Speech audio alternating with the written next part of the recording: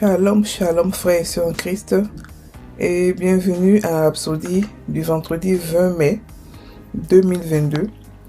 La Rhapsodie écrite par le pasteur Chris Oyakilome et la lecture vous est offerte par les vérités de l'évangile. Le thème d'aujourd'hui est « Nous vivons dans sa présence ». Et le verset vient de Jean 14, verset 17 qui nous dit « L'esprit de vérité que le monde ne peut recevoir, parce qu'il ne le voit point et ne le connaît point. Mais vous le connaissez, car il demeure avec vous, et il sera en vous. » Alléluia. Le pasteur Christ dit « Dans le christianisme, nous n'entrons et nous ne sortons pas de la présence de Dieu. Sa présence est notre demeure. Nous y sommes nés. » Lorsque vous étudiez le psaume 87, verset 4, vous observeriez la référence prophétique qui dit « Je proclame l'Égypte et Babylone parmi ceux qui me connaissent. Voici le pays des Philistins. Les Philistins tirent avec Éthiopie. C'est dans Sion qu'ils sont nés. » Alléluia. Fin du verset. Ils sont nés se réfère à la nouvelle création. Sion se réfère à notre position en Christ, notre place dans la présence de Dieu. C'est la raison pour laquelle il est absurde pour un chrétien de dire « Père, je viens à toi aujourd'hui » ou « Nous entrons dans la présence de Dieu à travers l'adoration ». Je m'étonne souvent s'ils sont sur le point d'entrer dans la présence de Dieu, où donc étaient-ils? Les enfants de Dieu doivent comprendre que nous vivons dans sa présence. Il n'y a pas une telle chose dans le Nouveau Testament à propos de nous comme entrer dans la présence de Dieu. En lui, nous avons la vie, le mouvement et l'être. Sa présence est en nous et avec nous. Lorsque vous arrivez dans un lieu, vous arrivez dans sa présence. Si vous êtes né de nouveau, personne ne peut vous faire entrer dans la présence de Dieu parce que vous êtes né dans sa présence. Et vous vivez dans sa présence, à la fois également et vitalement. Fait de la Rhapsodie. Alléluia. Aujourd'hui, le pasteur nous parle de quelque chose de très important pour la nouvelle création. Il nous dit que nous vivons dans la présence de Dieu. Parce que beaucoup de chrétiens ne comprennent pas ce que c'est que la nouvelle création. Beaucoup de chrétiens croient que on est comme les Juifs d'avant. Les Juifs d'avant n'avaient pas la présence de Dieu avec eux. Donc eux, ils criaient à Dieu, ils pleuraient pour que Dieu vienne les aider. C'est pour cela que souvent, lorsqu'ils partaient en guerre, ils devaient dire à Dieu que Seigneur, si tu ne vas pas avec nous, on ne part pas. Donc eux, l'Esprit de Dieu venait sur les prophètes, faisait des choses extraordinaires et puis ils repartaient. Ça, c'était l'ancienne alliance. Mais la nouvelle alliance que nous avons maintenant en Christ, elle est différente. Jésus a dit que le Saint-Esprit sera en vous et sera avec vous pour toujours. Il ne partira pas, il sera avec nous pour toujours. Et dans le verset d'ouverture, il a dit quoi? Ils ont dit, car il demeure avec vous et il sera en vous. Lorsqu'on demeure avec quelqu'un, ça veut dire qu'on est là tout le temps. On habite avec la personne, on est son temple. La personne est notre temple plutôt. Donc on habite dans sa maison. On n'est pas de passage, on n'est pas des visiteurs. Le Saint-Esprit n'est pas un visiteur pour un chrétien. Le chrétien est né à Sion. Le chrétien est né à la droite de Dieu le Père. Si vous vous rappelez, lorsque Jésus est mort, il a dit « Tout est fini, tout est accompli ». Le voile qui séparait le lieu très saint au lieu saint a été divisé en deux. Avant, les sacrificateurs partaient dans le lieu très saint avec des cloches aux pieds et une corde. Au cas où ils mouraient, on les tirait parce qu'ils n'avaient pas accès. Parce que n'importe qui n'avait pas accès au lieu très saint.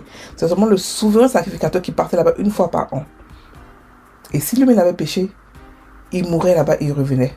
Mais aujourd'hui, lorsqu'on est devenu chrétien, lorsque Jésus a fait le sacrifice, le lieu très saint a été disponible pour tout le monde.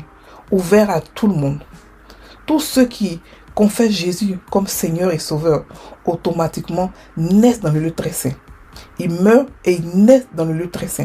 C'est en cela que le baptême explique aussi qui nous sommes. Le baptême explique que nous sommes morts et revenus à la vie dans le Saint-Esprit. Et le Saint-Esprit aussi est en nous. La Bible dit qu'il est un avec nous et que par Christ qui habite en moi, je peux tout faire. Il habite en vous, qui vit en nous. Donc, on n'a pas besoin de l'appeler, de crier, Seigneur, viens. Viens, Esprit de Dieu, les chansons qui n'ont pas de sens, qui ne sont pas Nouveau Testament. Vous lisez tout le Nouveau Testament, vous n'allez nulle part voir une partie qui parle de Seigneur, viens en nous. Les apôtres n'ont jamais prié comme ça. Même Jésus n'a jamais prié comme ça. Personne n'a prié pour le Seigneur, viens en nous. On t'appelle maintenant, viens. On te cherche, viens. Oh Seigneur, je rentre je rentre dans le parvis de Dieu. Ou je rentre dans la présence de Dieu. Aucune personne au Nouveau Testament n'a parlé comme ça. Aucune personne. Donc je ne comprends pas pourquoi est-ce que le corps de Christ, je sais pas où ils prennent ces trucs-là. Où ils prennent ce genre d'enseignement. On ne sort pas de la présence de Dieu. Nous sommes nés là-bas et nous sommes là-bas tout le temps. C'est pas parce que d'autres pêches qui sont sortis, non. On ne sort pas, c'est là-bas que nous sommes nés, c'est là-bas que nous sommes tous les jours. Tous les jours, c'est là-bas que nous sommes. Alléluia. Même la prière de David qui disait que ta roulette, ton bâton me rassure, tu dresses devant moi une table devant mes adversaires, tu oindules ma tête et ma coupe déborde. Oui, j'habite dans la maison de l'Éternel jusqu'à la fin de mes jours. On habite là-bas tous les jours.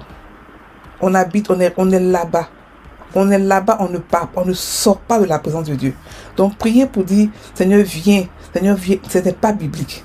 Prier pour dire, Seigneur, nous avons besoin de toi maintenant, viens, onction de Dieu, ramasser, ce n'est pas biblique. Donc, si le corps de Christ doit grandir, le corps de Christ doit comprendre qui il est.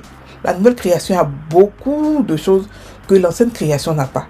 La nouvelle création, d'abord, a le Saint-Esprit qui vit en elle. La nouvelle création demeure en Christ et Christ aussi demeure en nous. La nouvelle création a le nom de Jésus. La nouvelle création est née à la droite de Dieu. La nouvelle création a le statut de Dieu et de juste. Et ça, tout truc-là, la nouvelle création n'avait pas ça.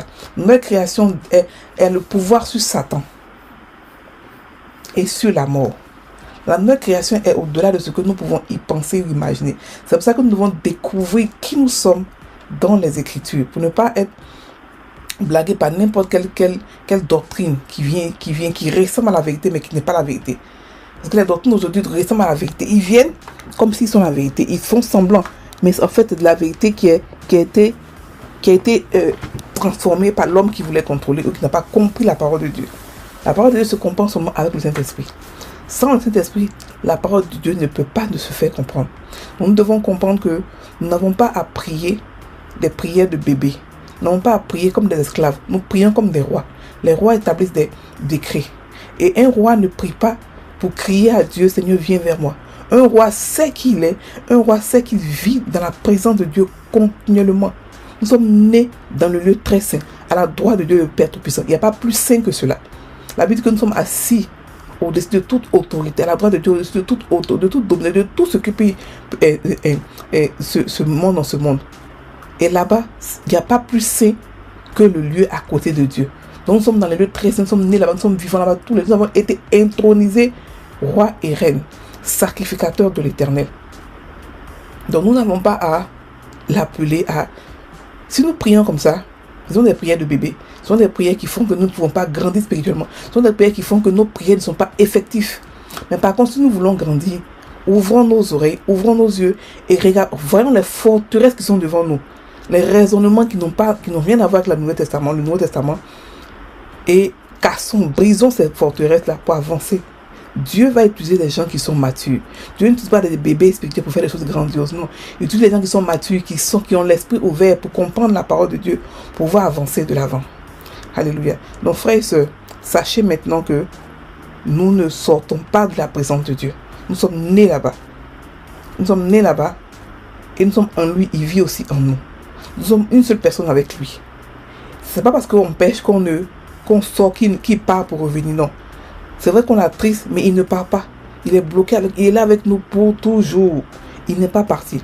Le jour de la Pentecôte, il est venu. La Bible a dit ça. Après, il n'est plus reparti. Sinon, la Bible allait en parler. Depuis qu'il est venu le jour de la Pentecôte, il n'est plus reparti. Il est resté là jusqu'à présent. Et maintenant, nous vivons dans sa présence. Alléluia. Donc nous pouvons nous vanter d'être la maison de Dieu, le temple de Dieu. Parce que Christ a élu domicile en nous.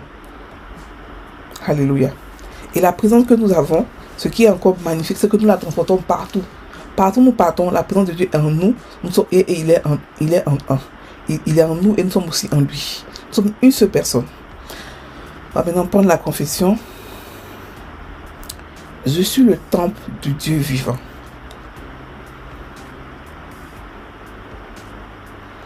Qui vit en moi par le Saint-Esprit. Christ a élu domicile en moi et je suis en lui pour toujours.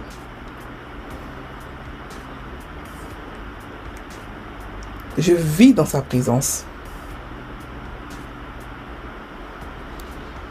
Et je transporte cette présence divine partout pour impacter mon monde.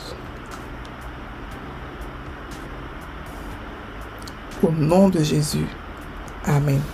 Frères et sœurs en Christ, passez une très bonne journée. Soyez bénis.